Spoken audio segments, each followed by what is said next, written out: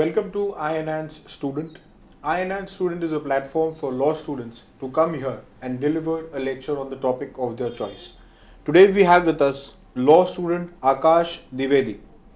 He is going to speak on human rights in India. He is from KES Shri Jayantilal H. Patel College of Law. So without wasting further time, I would request Akash to commence with his lecture. Thank you. Today I am honored to speak on a topic that forms the foundation of any civilized society, that is the human rights. Now let us know what are human rights. The basic rights and freedom that every person has regardless of their background and circumstances.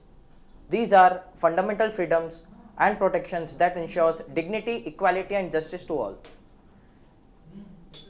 Now let us talk about the history and origin of human rights in India. The history of human rights in India is deeply rooted in its cultural, religious and political traditions. From ancient times to modern democracy, India has a long evolving journey in recognizing and protecting human rights. During 1500 to 500 BC, there were Vedas and Upanishads that were formed and emphasized values such as equality, justice and compassion. Concepts like dharma and karma were introduced, where everyone was obliged to follow his dharma and do and perform his duties. During Buddhism and Jainism in 6th century, emphasized and promoted non-violence, respect for all life and moral equality. During medieval India, the human rights were supported as religious tolerance and social welfare. There were many social reforms in 14th and 17th centuries too, which led to movements like Bhakti movement and opposed caste systems, discrimination, promoted equality and human dignity. Now the most important thing is, why do we need human rights in today's society?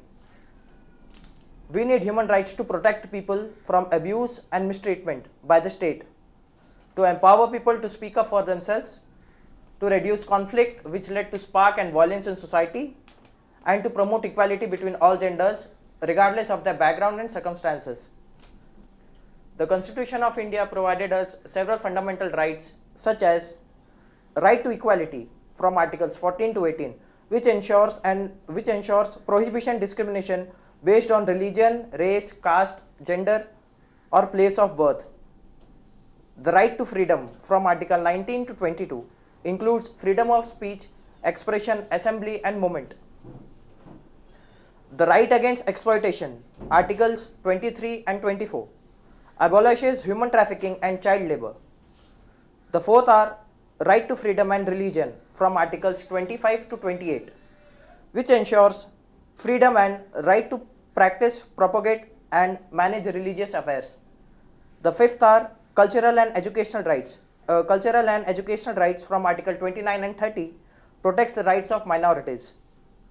And the last are the right to constitutional remedies, Article 32, where every citizen has power to approach Supreme Court. Basically, there are four types of human rights. The very first is civil and political right, which ensures right to vote, privacy and speech. The economic rights ensures right to work, housing and adequate standards for living. The social rights ensures right to education, healthcare, and cultural rights, right to participate in cultural life of a community. Now let us talk about the landmark case with respect to human rights. The landmark case of Vaishakha vs. State of Rajasthan is a landmark judgment by Supreme Court that laid the foundation for workplace sexual harassment laws in India. The impact of the case was that it led to enactment of Sexual Harassment of Women at Workplace Prevention, Prohibition and Redressal Act 2013, that is POSH. Significance. The significance of the case was it strengthened women's right to a safe workplace and dignified employment. The government of India started various initiatives like Beti Bachao, Beti Padhao to promote gender equality, the right to education, free and compulsory education, and protection of HR Act 1933, which strengthens NHRC, that is National Human Rights Commission, and SHRC, that is State Human Rights Commission. Human rights are not just words in Constitution of India, but we must protect these rights for ourselves and others as a responsible citizen of India. India's strength lies in its diversity, democracy and commitment to justice. So let us work together to build a nation where every individual, regardless of background, lives with dignity and respect. Thank you. Jai Hind.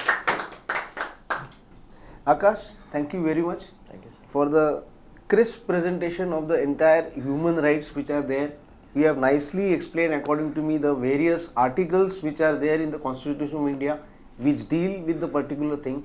And this being a very sensitive topic, it needs more research, and more research will happen in India on that also. So at a student level, we have touched a very nice topic. So we are very happy that we have touched this topic for your lecture. Thank you very much. And a small token from us to you. Yes. Please.